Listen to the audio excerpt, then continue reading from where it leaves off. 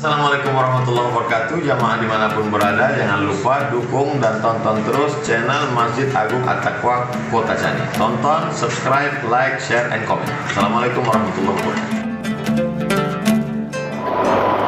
Baik jamaah maghrib yang dimuliakan oleh Allah, sesuai permintaan kita masih membahas sirah nabawi berkaitan tentang Maulid Nabi Muhammad SAW di bulan Rabiul Awal ini.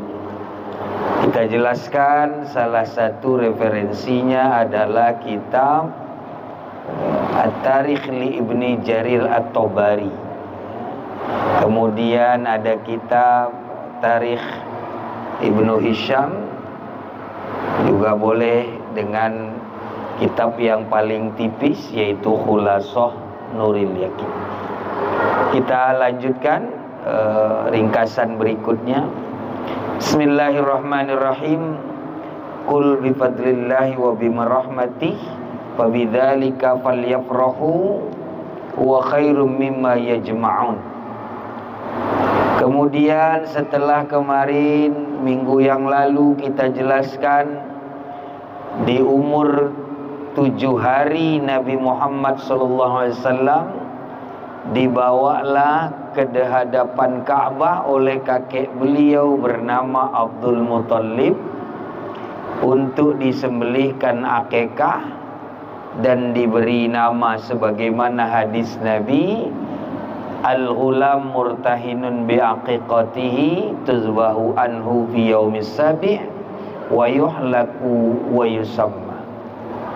Dipotongkan rambut dan diberi gelar, diberi nama maksudnya. Yaitu peristiwa yang kemarin minggu yang lalu kita jelaskan. Sekarang masuk ringkasan peristiwa di umur 4 tahun. 4 tahun umur Nabi, ada peristiwa dada Nabi Muhammad SAW dibedah di kampung Bani Sa'ad. Jibril datang kepada Rasulullah SAW ketika beliau bermain bersama anak-anak yang lain. Jibril kemudian menariknya, kemudian membuatnya pingsan, membelah dada Nabi, kemudian mengeluarkan jantungnya, mengeluarkan segumpal darah darinya. Jibril berkata, ini bagian setan dari dirimu. Kemudian Jibril mencucinya dalam bejana dari emas dengan air Zam-Zam. Kemudian mengumpulkannya kembali dan mengembalikan ke tempatnya semula. Lalu anak-anak kecil itu datang ke ibu susuan Nabi yang bernama Halimatus Sa'diyah, seraya berkata, Muhammad telah dibunuh. Mereka kemudian mendatangi Nabi Muhammad SAW dalam keadaan pucat. Hadis ini juga diriwayatkan oleh Anas dan juga riwayat Muslim. Ini peristiwa di umur 4 tahun. Jadi Nabi Muhammad ini butuh keimanan tentang bab yang ini, karena sulit menerima akal kita ada orang dibedah baik-baik saja, apalagi usia masih kecil, tiba-tiba dibedah kok biasa saja. Ini sulit menerima, apalagi kaum-kaum Mu'tazilah. Kaum-kaum Mu'tazilah itu sulit menerima karena menurut mereka mukjizat yang model-model begini agak diragukan. Maka perlu keimanan meyakini ini. Dada Nabi dibedah ada setidaknya 3 kali pembedahan dada Nabi. Umur 4 tahun, kemudian umur 40 tahun diangkat menjadi Nabi dan Rasul. Kemudian ketika diangkat naik Isra wal Mi'raj, dibedah dada Nabi. Apa hikmahnya di peristiwa ini? Kalau secara hukum fikih ini disebut membersihkan diri. Membersihkan diri dengan cara mencuci. Kalau kita jasadnya dicuci hanya sebatas jasad luar, tidak bagian dalam. Kalau Nabi langsung bagian dalam. Nah, ini menurut fikih. Tapi kalau menurut tasawuf tidak ada yang dicuci, tetapi cuman dimasukkan iman kamil. Salah satu dalilnya tentang peristiwa Isra wal Mi'raj. Karena dengan demikian software dalam diri itu bisa menjaga. Kalau dalam fikih menjaga disebut ittihad. Ittihad itu menjaga dalam urusan syariat.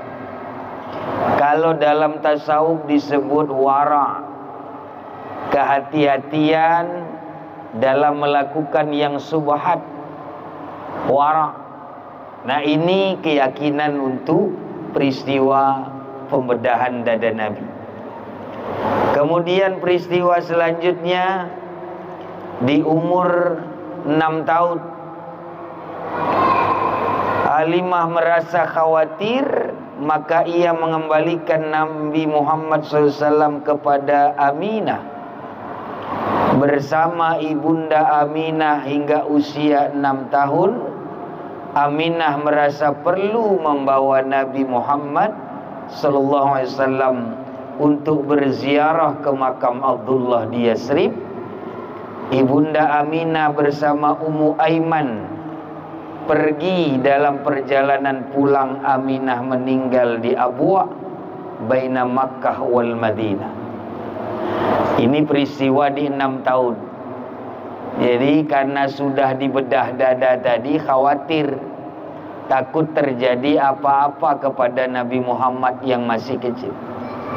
Dikembalikan ke ibu Nabi, maka ibu Nabi juga merasa khawatir. Ada apa ini peristiwa itu di 4 tahun tadi. Maka dibawa ziarah ke makam ayahanda Abdullah bin Abdul Muttalib di daerah Abwa yang dimakamkan di sana. Nah, ini kemudian di daerah Yasrib. Lalu kemudian pada saat pulang, Nabi bersama ibunda Aminah, lalu wafatlah Aminah di perjalanan pulang. Dikebumikan, lalu kemudian pulang lagi ke Makkah. Dikebumikan di mana tempat wafat. Nah, ini menjadi pelajaran juga, bahwa satu pelajaran dalam kisah ini ada ziarah kubur. Kedua, pelajarannya ada di mana kita wafat, sunnahnya di situ dikebumikan.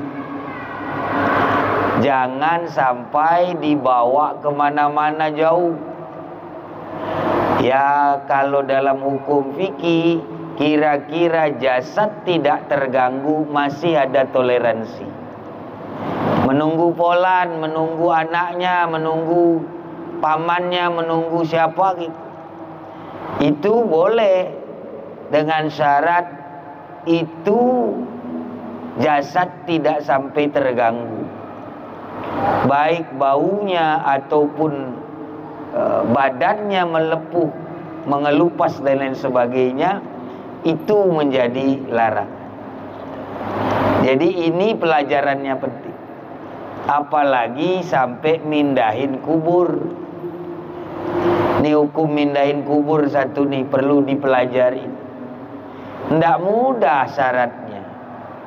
Syaratnya harus betul-betul darurat.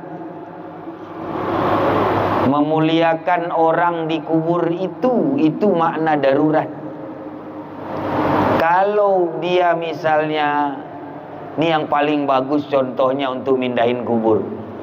Apa contohnya? Kalau seandainya sekeliling kuburan tadi banyak kuburan non muslim, pindahin terus. Karena seminimal-minimal azab di dalam kubur adalah yang bergandengan makamnya dengan makam non muslim. Nah ini, kalau itu boleh tuh, pindahin aja. Karena memuliakan almarhum. Tapi kalau cuman alasannya supaya dekat ziarah, supaya tabuh ghoiza, ndak bisa. Haram. Bukan makruh, haram. Jangan seenaknya mindahin kubur. Ini sunnahnya ini. Di mana wafat, sunnahnya di situ dikubur. Sunnahnya di situ dimakamkan. Apalagi sampai mindahin kubur. Nah ini jangan.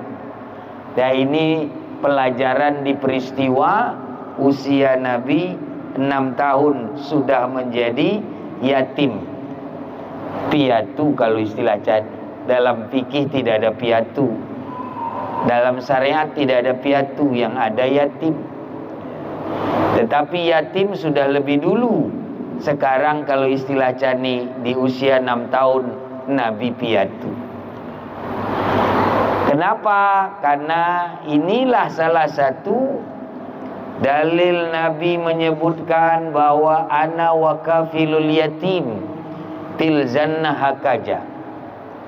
Hakaza dengan simbol Nabi mengangkat dua jarinya. Bagaikan rapatnya dua jari, begitulah rapatnya orang yang menyantuni anak yatim. Maka Nabi sangat menyayangi anak yatim karena beliau tahu betul bagaimana menjadi yatim. Cuman hikmah beliau menjadi yatim itu adalah kemandirian yang luar biasa, sehingga beliau betul-betul tidak ingin hidup dengan kemanjaan dan lain sebagainya. Itu peristiwa di 6 tahun. Kita masuk peristiwa umur Nabi di 8 tahun. Abdul Muthalib membentangkan karpet di samping Ka'bah. Anak-anaknya duduk di tepi karpet. Maksud anak-anaknya itu ya paman Nabi. Hingga Abdul Muthalib tiba-tiba seorang pun anaknya, tidak ada seorang pun anaknya berani duduk kecuali setelah ia duduk. Lalu kemudian Nabi Muhammad SAW datang berlari, duduk di atas karpet. Paman-pamannya menariknya karena segan kepada Abdul Muthalib. Lalu Abdul Muthalib mengatakan, biarkanlah. Demi Allah ia akan memiliki kedudukan yang tinggi. Kemudian duduk bersamanya, mengusap pundaknya, dan senang melihat apa yang dilakukan Muhammad kecil ini di usia 8 tahun.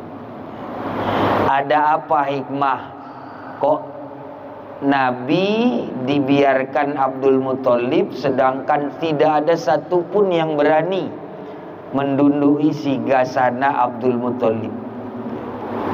Dalam riwayat, Abdul Muthalib ini adalah salah satu petinggi Quraisy. Quraisy itu dalam bahasa Arab artinya uang logam. Maka suku Quraisy itu dulu karena terkenal kekayaannya setiap belanja uang logam, maka dikenal suku Quraisy. Jadi kalau ada banyak celengan kita uang logam, maka kita orang Quraisy itu. Nah, ini suku Quraisy asli. Dari dulu memang keturunan Nabi ini ke atas juga itu adalah orang-orang kaya. Ada apa kok orang-orang kaya dibuat sebagai tempat persinggahan ruh titisan dari mulai Adam sampai ke bawah itu supaya hikmahnya salah satu, tidak ada orang kafir yang menganggap Nabi berdakwah ngarapin amplop. Maka diberikan kehidupan yang cukup dari awal. Semua petinggi-petinggi dari keluarga Nabi itu adalah orang-orang top di kaum-kaumnya itu. Nah ini, jadi Abdul Muthalib punya singgasana karena petinggi Quraisy. Bahkan sampai Abu Thalib paman Nabi nanti, walau Nabi sudah dimusuhi oleh kafir Quraisy, tidak berani menyentuh selama Abu Thalib masih hidup. Kenapa? Karena pemimpin Quraisy disegani. Ini salah satunya.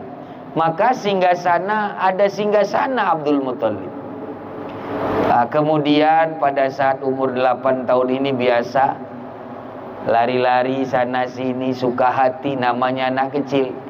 Dalam tauhid namanya sifat jaiz Nabi, a'lanal basyariyah, bersifat sebagaimana manusia biasa. Tapi perlu garis bawah, jangan dianggap betul-betul manusia biasa sehingga menganggap tidak ada mujizat. Tidak. Ini ada kebablasan tentang tauhid. Sifat jaiz dikira betul-betul seperti manusia biasa. Ada garis bawahnya. Salah satu kitab yang menggaris bawahi kalimat a'lanal basyariyah itu adalah Syekh Abu Ja'far Al-Barjanji, yang dalam kitabnya disebut Basyarun Laisa Kal Basyari. Manusia memang, tapi bukan manusia biasa. Walau Nabi makan, minum, main di masa kecil, tapi coba lihat hikmah di 4 tahun tadi, sudah ada pembedahan dada. Itu bagian dari alarm metik, alarm otomatis, tidak bisa ke kiri, pasti ke kanan. Ada remnya tuh. Jadi walaupun sama a'lanal basyariyah, tetapi jangan kebablasan. Ini nanti disamakan. Dikira Nabi ingusan, dikira Nabi likungan. Tidak begitu Nabi. Ada sudah alarm metiknya. Itu hikmah di 4 tahun tadi. Nah ini peristiwa di 8 tahun ini Nabi mendatangi singgasana Abdul Muthalib kakeknya, sedangkan tidak ada satupun yang berani di antara anak-anak Abdul Muthalib alias paman Nabi, tak ada yang berani. Cuman Nabi Muhammad dibiarkan oleh kakeknya untuk bermain-main bebas di atas singgasana. Tetapi ada kalimat yang menarik dari Abdul Muthalib tadi.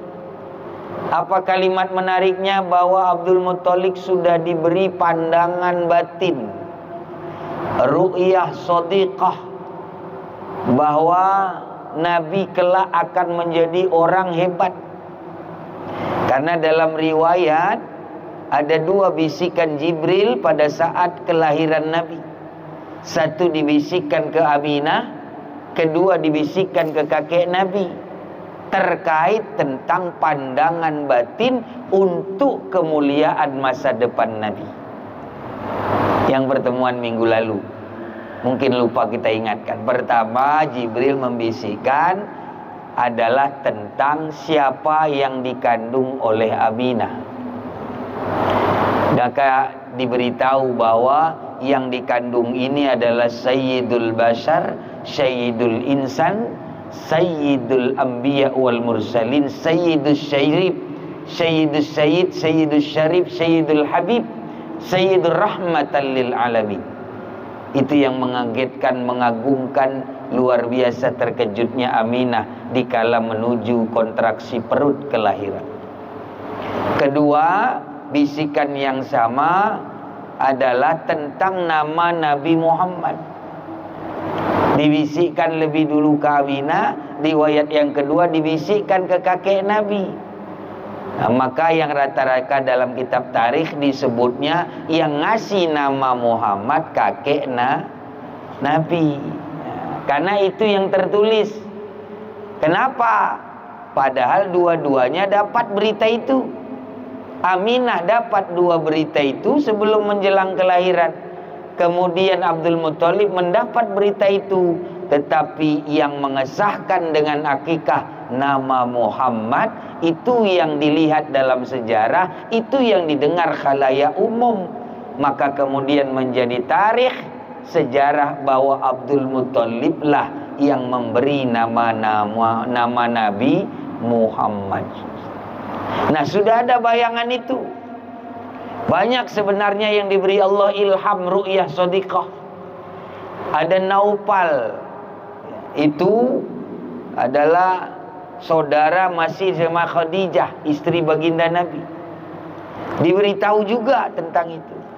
Ada pendeta Buhara, diberitahu juga itu melalui Injilnya. Jadi banyak yang diberitahu. Tetapi ini yang paling populer, bahwa kakek Nabi Sayyidul Quraisy itu mengatakan kepada paman-paman Nabi, biarkanlah dia bermain-main di singgasanaku, karena dia orang besar, karena kelak dia akan menjadi pemimpin, lebih bahkan dari Abdul Muthalib. Nah, itu sudah dijelaskan oleh kakek Nabi di usia Nabi 8 tahun tadi. Mungkin udah ada 4 apa 3 slide tadi ya. Saya cukupkan dulu, takut tidak sempat bertanya. Dan kebetulan saya tidak bisa sampai sholat isya bersama karena masih ada jadwal maulid ya, untuk mengejar jadwal maulid. Saya cukupkan sementara kajian sirah nabawinya untuk usia Nabi di 8 tahun. Kita lanjut minggu depan dengan umur 12 tahun, kejadian apa, peristiwa apa, hikmahnya apa.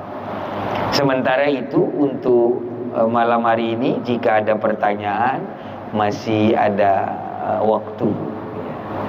Silahkan, mungkin ada yang mau bertanya. Wallahu a'lam.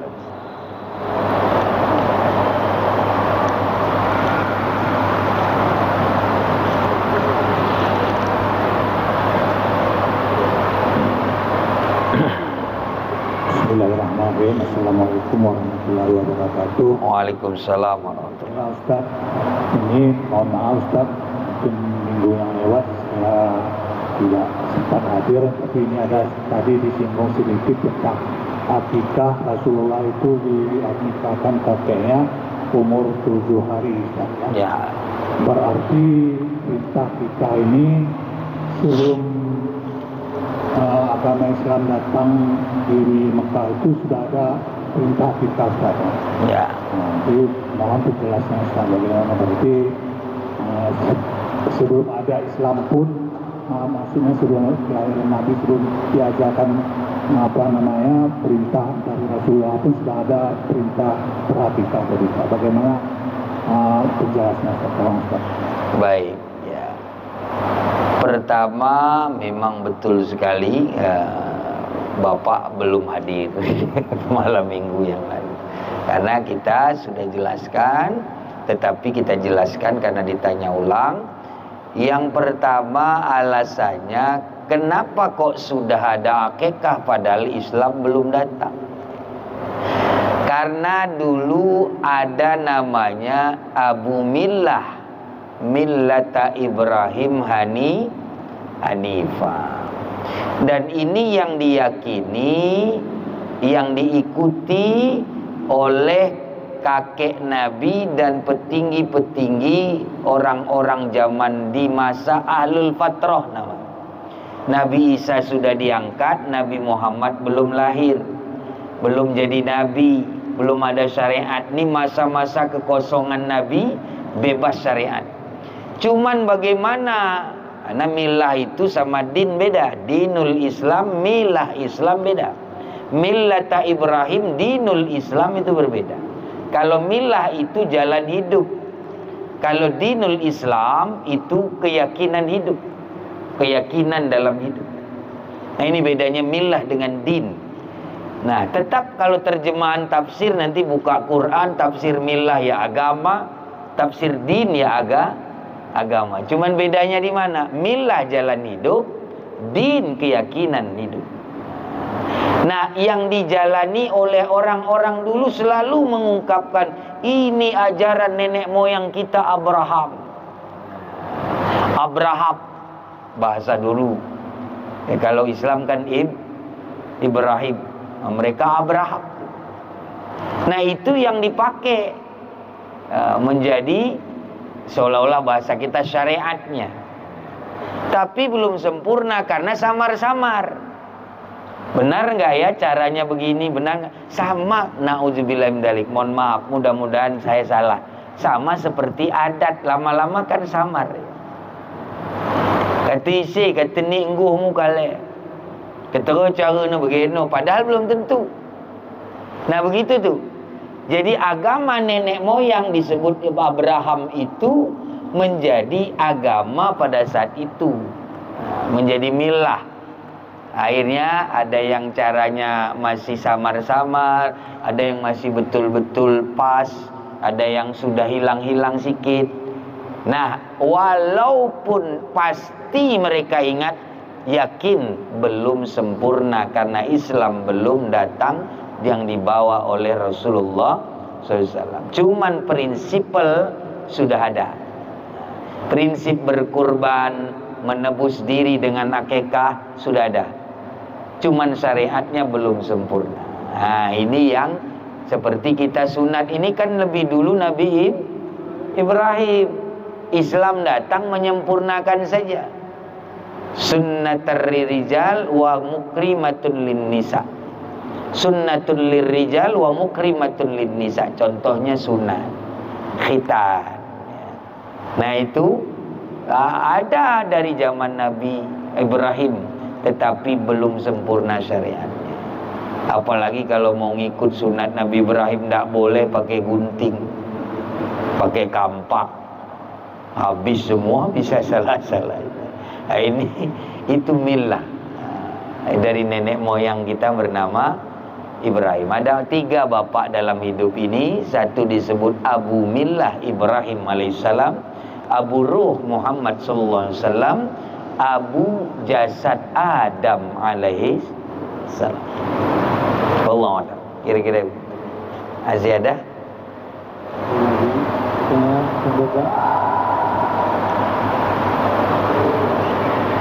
Ya.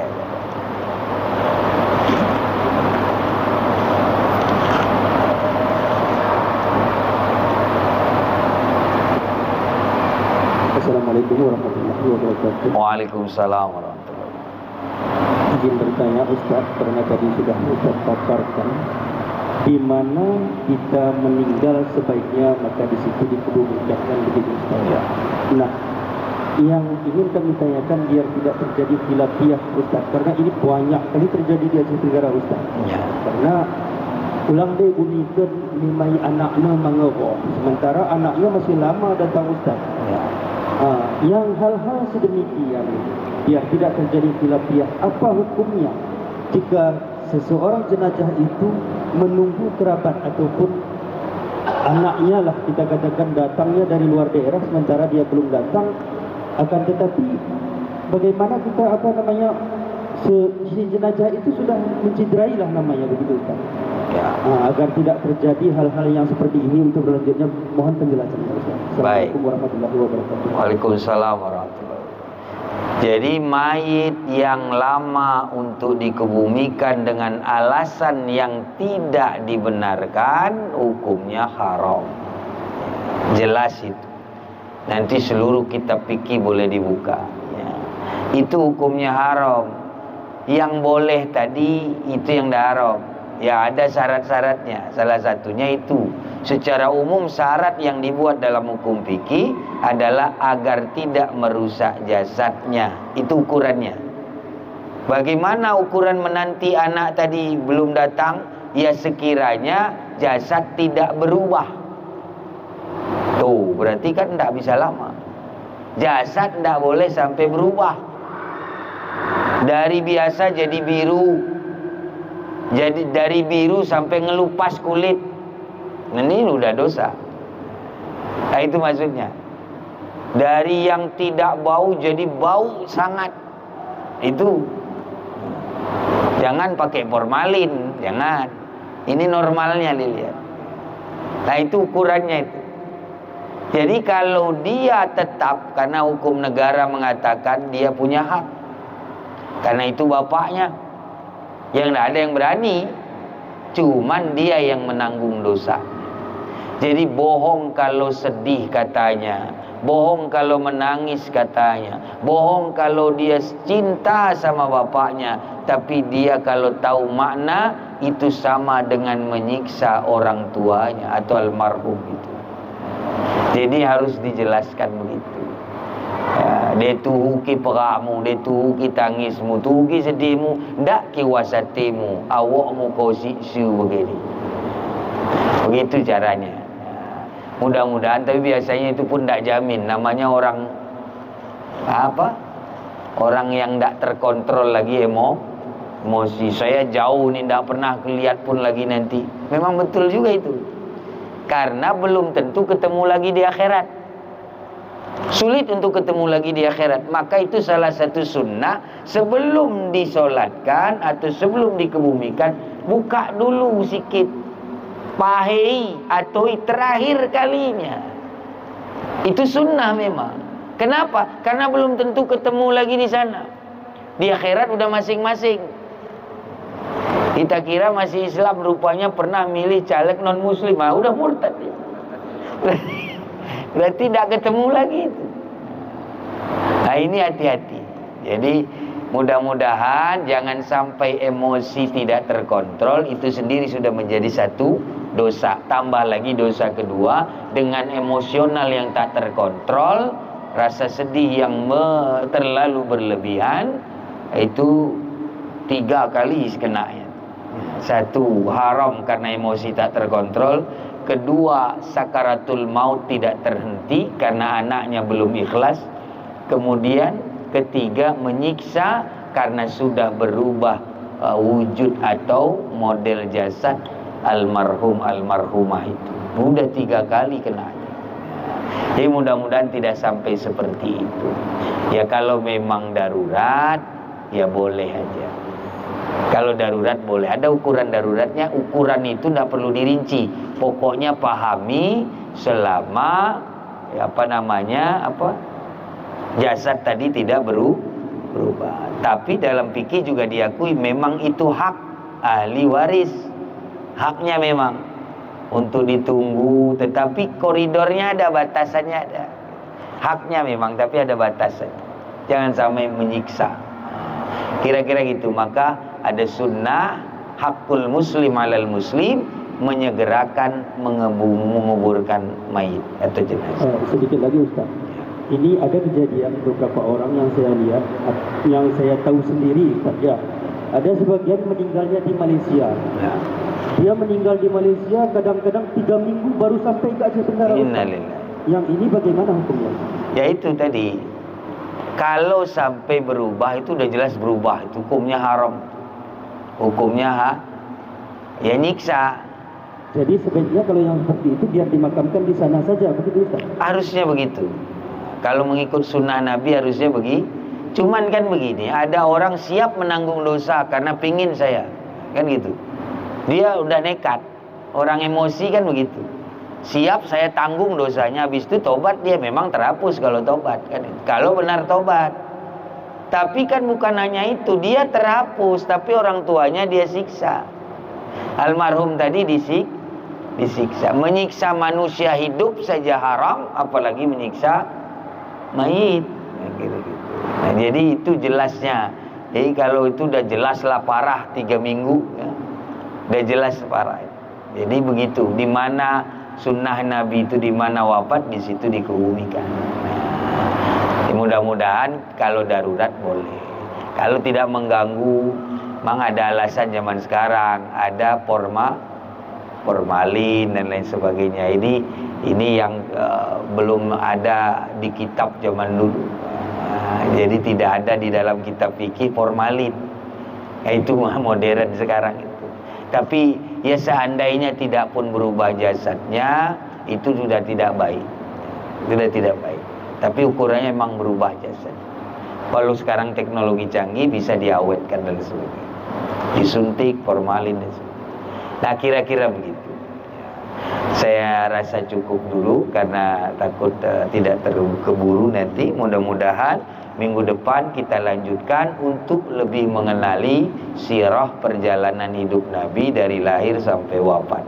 Mudah-mudahan dengan demikian bertambah keyakinan kita untuk mencintai Nabi Muhammad sallallahu alaihi wasallam. Sehingga janji Nabi, man ahya sunnati faqad ahabbani wa man ahabbani kana ma'i fil jannah. Mudah-mudahan kita bersama beliau di surga. Amin.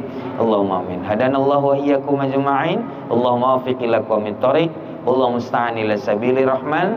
Wassalamualaikum warahmatullahi wabarakatuh.